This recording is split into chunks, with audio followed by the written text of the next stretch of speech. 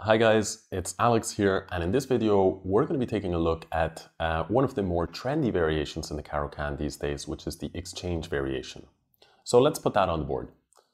e4, c6, d4, d5, we have our typical position, and here white captures the pawn, hence the name of the exchange variation. Black shouldn't capture back with the queen because the queen here would be vulnerable. And of course, we just played the move c6 to support our pawn. So let's capture back with the pawn. Now, at first sight, this seems like quite a boring way for white to play. But in fact, there's a little bit more poison in white's setup than at first appears. So if you don't know how to react against the exchange variation, you can get into a problematic position quite quickly.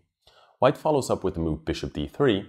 And here my recommendation is the move knight to c6, which is the main choice, putting pressure on d4 and immediately asking white how exactly he's going to defend it. If white starts to defend with moves like knight f3, then black can already pin the knight, and this in general is a good achievement for black against the exchange, because one of the dangers for black is that he would end up, let's say, in a position like this, and now black plays pawn to e6, that he would end up with this bishop inside of the pawn chain. So because of this, white tends to prefer to play c3 and support the pawn in this way, defend the pawn in this way, and sometimes even put the knight on e2 in order to make it as difficult as possible for black to solve the problem of this bishop on c8. Because right now, if you imagine, the bishop cannot go to f5 because it could be captured, and it cannot go to g4 because it could once again be captured.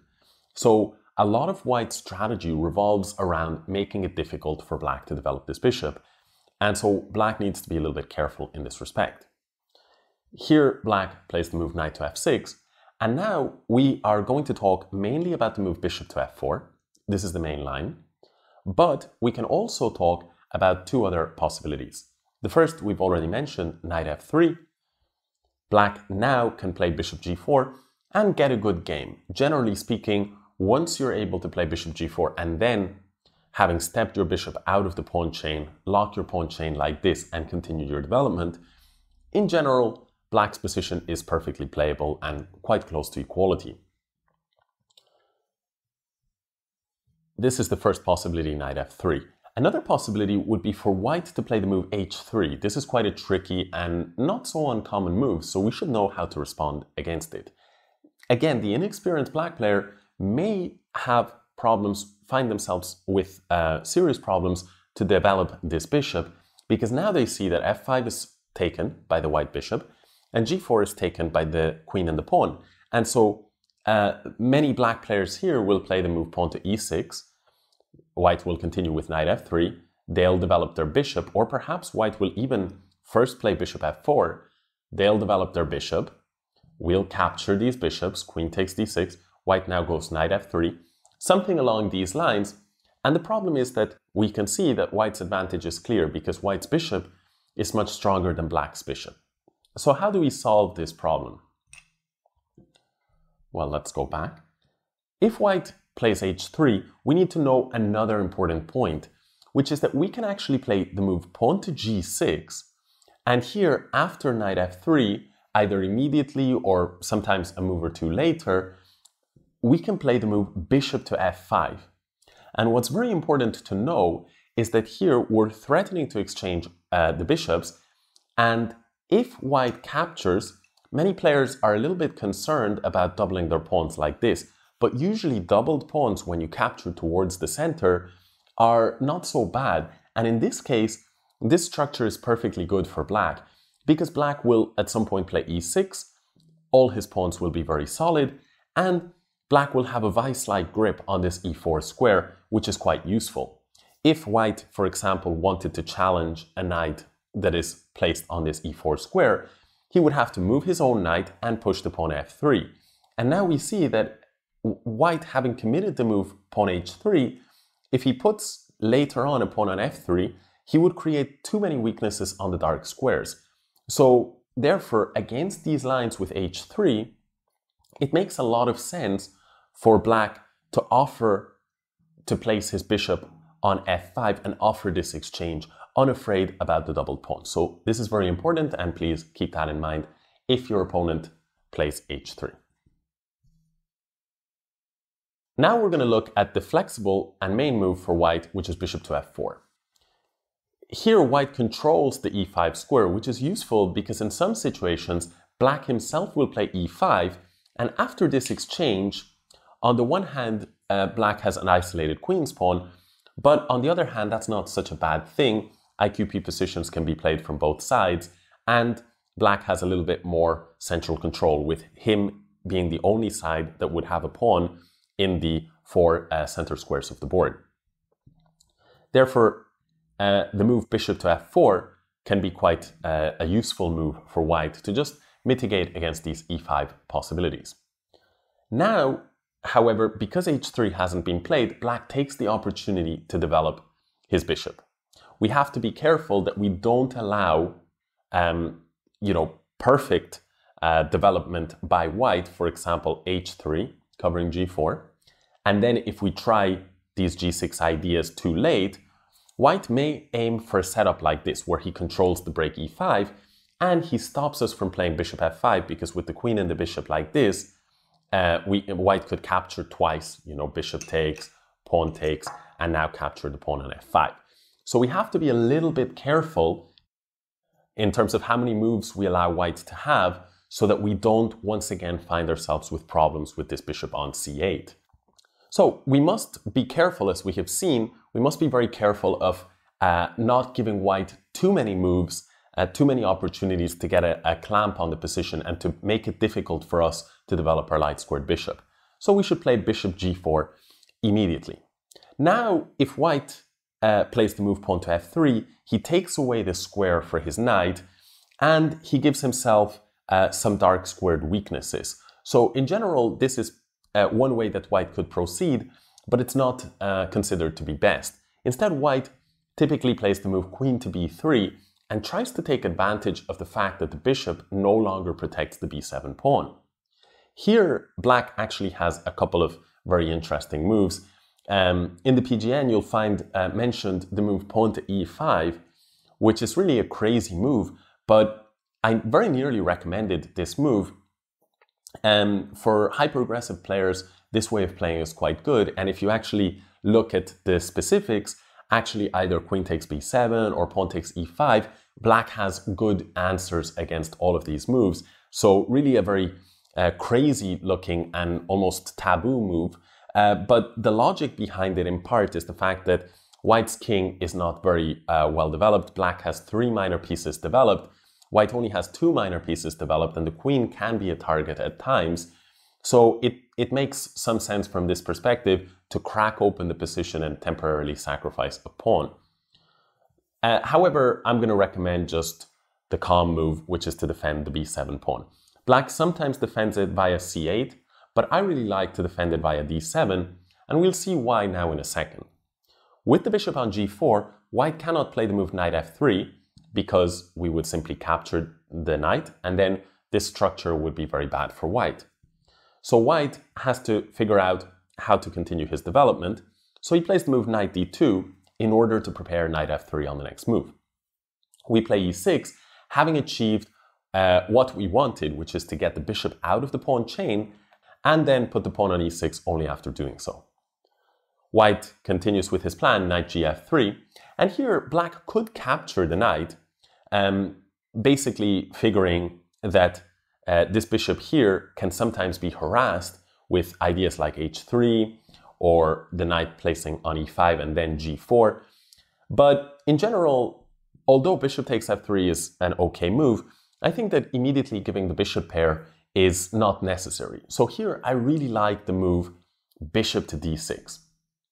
And this is why I like queen d7, because in the lines with the queen on c8, the bishop cannot be put to d6 as the queen would not defend it. So bishop d6 is a very desirable move for black, of course, because the bishop on f8 is less active than the bishop on f4. And e7 is not as active a square as d6. However, it seems to once again be a taboo move because the queen is defending the bishop and the pawn. So the question is, can white not play bishop takes d6, queen takes d6, and now capture the pawn? Well, let's take a very quick look, but we will say that the main move here for white is the castle. The reason is because if white captures this pawn on b7, it's okay, it can be played, but black generates a lot of counterplay with rook b8. After queen a6, black would simply castle, and the pressure on b2 is very irritating for white. In fact, the main line continues castle, rook b6, queen a3, and after queen takes a3, pawn takes a3, black captures here and plays the move rook to c8. And in this position, white's structure is not very good, and we can see also the pawn on c3 being very weak. It's true that black is for now down a pawn, but it does not matter so much given the problems in the queen side and black's queen side activity. This is why usually the white player doesn't capture the pawn on b7. Again, I've only shown one of the lines, so if you want to investigate further the possibilities, then you can set up the position, for example, independently in a board. And I always like to sometimes set up the position, think about it a bit myself on what I would do, what are the human moves, and then also check with the computer and see what my thoughts versus the computer thoughts, as well as the what moves have been played in the database. You know, how all of these possibilities, these moves, these ideas align. So I certainly would always encourage, no matter what opening books you have or resources, I would always encourage, if you have some time, to do some independent study in the openings that you play. So let's go back to the position now. So we just took a look at queen takes b7 and why that's not a problem for us. So white most of the time castles kingside instead. Now we're going to end our analysis here after the move kingside castle, because overall we've achieved our major objectives in the opening, which is perhaps the biggest point is to get this bishop out of the pawn chain before you close off the structure in the center with the pawn move to e6, using some tactical points, being aware of the possibility to sacrifice b7 for fast development and for counterplay, also being aware of this idea of, in some variations, putting the pawn on g6 and developing your bishop via f5 if white closes off the possibilities of putting your bishop on g4.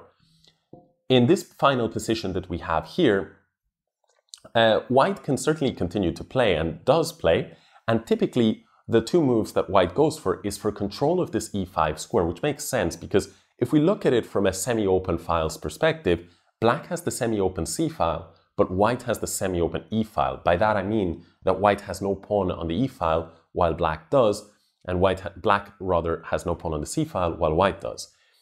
So white has a better chance of fighting for control of this e5 square because he can put a rook on e1, either the a rook or the e rook, and control the e5 square, and he can play for that important central square. This is a very common way of continuing the position. Black here has many different possibilities. One idea that I quite like is to play the knight to e7. You have to, of course, be careful that at no moment in time the pawn can be captured under good conditions. But if you play the move knight to e7, the idea that I like is that after white puts his knight on e5, you will put your bishop back to f5 and you will challenge this very, very strong bishop. And if you could get a position, let's say like bishops come off the board, and you just make sure that this pawn, you have to check the specifics, of course, this is just an idea rather than specific moves. But if you could, let's say, create a position like this, or get a position with the queen on e7, or with the pawn on b6, then once you've exchanged these light squared bishops, the position becomes extremely equal. Admittedly, it's a little bit boring, it's a little bit hard to win this position. If you want more aggressive tries, you can try ideas like this move e5 that I mentioned earlier in the video that I nearly recommended. But again, I for one am the kind of player who, if I see a line that I feel offers equality for black, then I always think the onus is on white to prove that, that he has more than equality. Black, from a theoretical perspective, should be quite happy when he finds an equal position. And many times what you'll find in your games is that the white player wants to avoid this even more than you do, so they play something more adventurous and they do sort of the gambling for you, if that makes sense. Hopefully this has given you some weapons to fight against the exchange variation of the Caro-Kann, very popular at the club level and in recent years extremely popular at the master level. So it's one to know. I've been Alex for Chessfactor. Hope you've enjoyed the video and I'll see you in the next one.